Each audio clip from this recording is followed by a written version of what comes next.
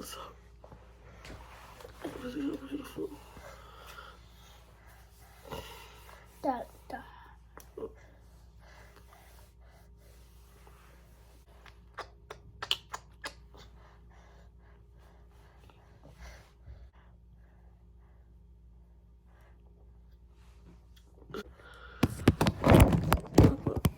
Baby, leave it.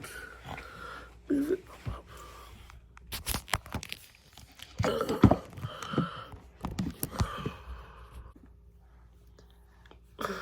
So, where do I begin?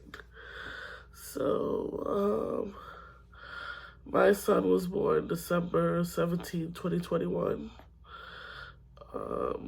He wasn't premature. He was born at 8 pounds, 8 ounces, 22 inches long.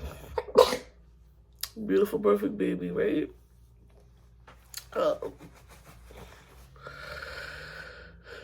He wasn't an easy baby, but I don't feel like he was a difficult baby. He developed normally up until recently. Physically, he's always developed. On the bigger side, he's a taller kid. He's a heavier kid. He's a big boy. I mean, he just turned 2, so his face is all, he's got a runny nose, so his face is just all yucky. So yeah, he's always been like, I don't know, he's never really spoke. I mean, he would, baby, stop trying to take this. He loves this light that I have on my phone, so he can try to take it. Every single time he would learn a word, or I felt like he caught a word, whether it was like mama or dada, it's like he would lose it. And stop, baby, stop. So my pediatrician never really had any concerns. I didn't have any concerns up until recently, right when he turned 2, because I know they say that if they don't have a certain amount of words by the time they're 2, it means that, they're obviously speech delayed, or they might have something wrong, so honestly, I didn't see any signs of him having anything besides he would always just obsess over little things. Like, he would play with, like, little pieces of string, or, like, lint in the carpet, or, like, I don't know, he would just obsess over random things, like, random little small things, and he would just kind of zone out and be in his own world for, like, a long period of time, and I don't know, I just thought that was just like a 2-year-old playing. I didn't, a 2-year-old or a 1-year-old playing, I didn't necessarily think that it had anything to do with, like, autism or anything. I've worked with autism children before, and I know the spectrum is huge. I mean, say you're autistic means almost nothing nowadays, because you got people with autism that are severely, autistic, and then you have people with autism that you don't even know they're autistic. So it's like, I know the spectrum is huge. I never thought it would be my baby. Like, I never thought that I'd have a baby with, I don't know, nobody thinks their kid is gonna be like, born with anything, or had to have anything, So, anyways, I took him to the doctor for his 2-year checkup, and they asked me a bunch of questions. They asked me things like, does he respond to his name when you call him? He doesn't. They asked me, if you point to something in the room, does he look at what you're pointing at? He doesn't. They asked me, does he walk on his tippy toes? I personally have never seen him walk on his tippy toes, but my sister says she has seen him do it one time, so it's not something that happens often. If it does happen, I guess. What else did they ask me? They asked me, does he call me mama? Does he say dada? No. Does he look you in your eye when you're talking to him? No. Um, yeah, those are all, you know, early signs of autism. So the doctor basically said he had autism. I mean, I didn't know that they could be diagnosed this young. I thought they had to be at least 4 to be diagnosed with autism, but I guess the doctor literally looked at me and said, well, based off the questions that you gave to the answers, he has autism.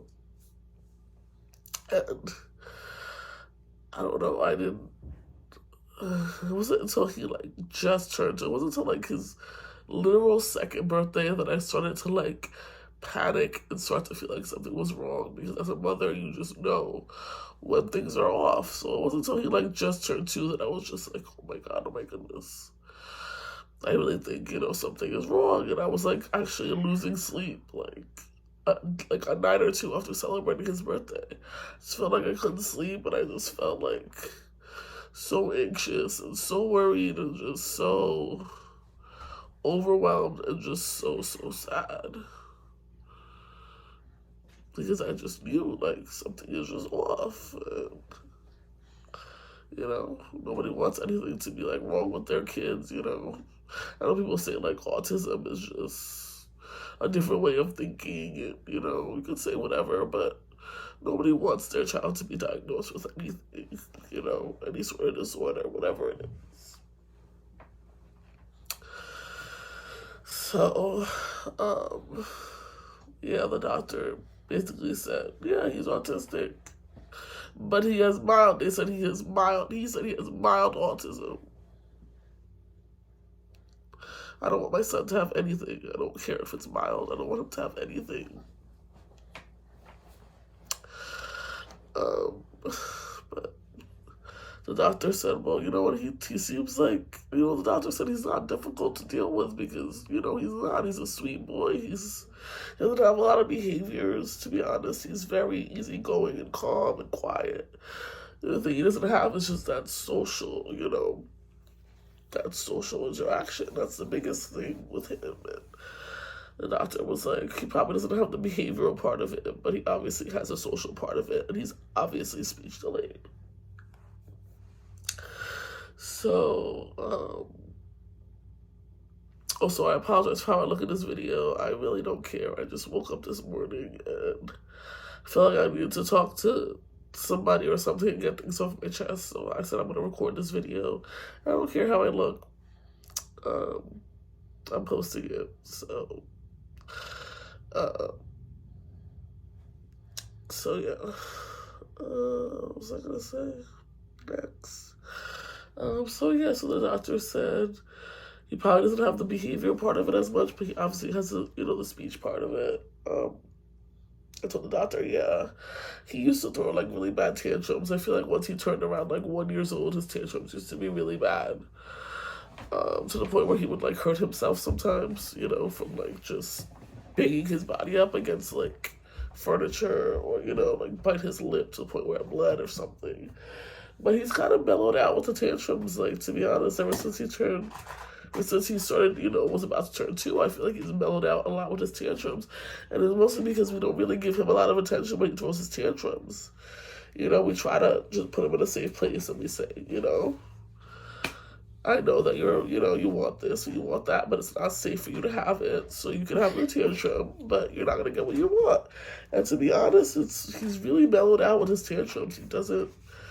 He has tantrums because, you know, he has trouble, obviously, communicating, like most autistic children. But most 2-year-olds in general have tantrums. So that's why it's like, at the age of 2 and 3, it's like, they're going to throw tantrums. They're going to have trouble communicating, regardless of whether or not they're on the spectrum. So it's very difficult to just say, like, oh, his tantrums were severe because of autism. No, you know, normal functioning 2-year-olds have tantrums all the time, you know. It's just a day in the life of a 2-year-old, day in the life of a 3-year-old. So it's very difficult to decipher, you know, what's the disorder and what's just a 2-year-old behavior, which is why I think it took so long for me to even think anything was wrong, you know. like I said, the biggest thing with him is just the lack of the eye contact and the lack of like the social awareness. Like when people walk into the room, he doesn't pay attention to them. He doesn't, he doesn't come to me when I say, Betty, come. He does laugh with me. He laughs with his dad, And that's the other thing. His dad is also in denial because, we're his parents, so of course he gives us a lot more social attention than he does other people because we're his parents. Obviously, when we leave the room, he cries for us like a normal 2-year-old. He laughs with us. He giggles. But if he's in a room with people he doesn't know, he's not, he's not paying attention to those people. He's, he pays attention to things and objects. He always wants to hold something or grab something, and he fixates on things for an extended period of time. And I know that could be like another side of like ADHD or something.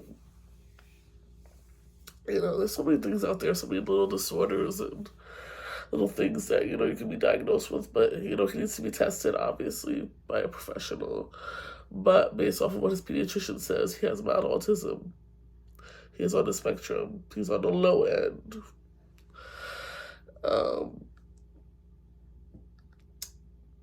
The pediatrician gave me a phone number for early intervention and a phone number for a behavior specialist. I called early intervention and I gave them some information, and they're gonna call me back in I think a week, they said, or in 5 days. Maybe you can't take it, baby. Here, leave this. Here, take this. Take this, baby. Okay. So they said they're gonna call me back in in 5 days to make an appointment. I guess to either get him evaluated or to do paperwork or something. And then the behavior specialist I called, and they told me that they're so backed up, there's going to be an over 9-month wait for him to be seen by a specialist. So, I don't know. I'm in Long Island, New York. The program that was referred to me was through Stony Brook, which is a huge medical network, on Long Island. But I know they're busy because, everybody wants them. They're really good. So the lady, she told me that I can call different programs, but she also told me that my son needs another referral from a Stony Brook network doctor because the doctor my son sees now isn't part of the network that he was referring my son to. So my son needs to go see an allergist as well because my son had an egg allergy when he was young. He was diagnosed with an egg allergy, but I'm pretty sure he's outgrown that. So I obviously have to make sure by taking him to go get tested again, and then they're gonna need that information anyway for when, if they want to put him in a program, they need to know if he has any allergies. So I need to go get him tested for that again. I made an appointment for that, I believe, next Thursday. And so when I go next Thursday, I'm going to have him tested for the allergies. Hopefully it comes back negative and he has no allergies. That'll be amazing. And then that'll save me with a lot of paperwork in the future. And also it's just good that he'll be able to eat eggs and stuff. But I feel like, I really feel like he doesn't have the allergy anymore. I think he's outgrown it just because he eats like cake and stuff, and thank God, he's never had any reactions. He does have an EpiPen, but we've never had to use it, thank God. So on Thursday when I go see that allergy doctor, she gave me a referral to make sure that I can get into the Stony Brook program, even if I have to wait 9 months. I will make an appointment with them, even if it's 9 months from now, 10 months from now. And in the meantime, while I wait for that appointment, I will try to find him a different behavior specialist. I'll try to get referrals for other behavior specialists that hopefully I can get in sooner. So I just wanted to make that appointment, at least just to have it, even if I do have to wait almost a freaking year, which is just crazy to think that I'll have to wait that long. But that's what I have to do. I want to make that appointment, have it set, and then hopefully I can go somewhere else, and hopefully I'll be able to cancel that appointment and go somewhere where I can get in sooner. But this is what the plan is so far. He has the early intervention. He has the behavior specialist. Then the doctor says he'll probably, he's definitely going to be getting speech therapy and stuff. And then, oh, baby, leave it, baby. He loves this lick. So, the doctor says he'll probably get into like a preschool or something, you know. I used to work in a preschool, like I said, with autistic kids, so I know the drill. If he qualifies, so obviously be going government assisted and stuff, and I know he'll probably qualify, so I'm happy about that. I'm excited about the speech therapy. I know he needs it. I'm not in denial. I know my baby's gonna speak one day to me. He just needs help, you know, and as much as it breaks my heart to say that he has anything, or he, you know, I know that he's gonna be okay. I know there's a God, and you know, it's just gonna take some time. And right now, I'm just like kind of mourning the loss of what I thought would be like, I hate to say it, but like a normal functioning child. It is like I'm like mourning the loss of, I don't know, a son that I don't know how to put into words.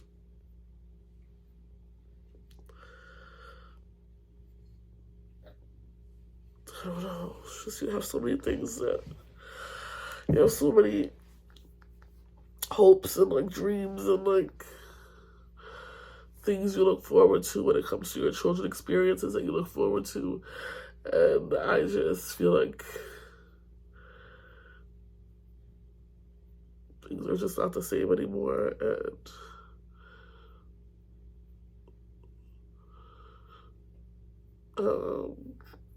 I don't know, I'm just struggling, I guess. I'm trying to like swallow this and be positive, but it's been difficult. Like I said, this is new. This literally happened like this past week. It's now Saturday. It's been a rough week for me mentally. But anyway, I'll keep you guys updated on my baby. Yeah, I know my baby's gonna talk one day, so. Yeah, thank you guys so much for watching. If you guys have any advice, please let me know. I'm obviously open to whatever. Yeah, leave a comment down below. If you could give me any advice on how to cope with this, or just like any sort of programs or anything that can help my son. So, bye guys, I'll see you in my next video.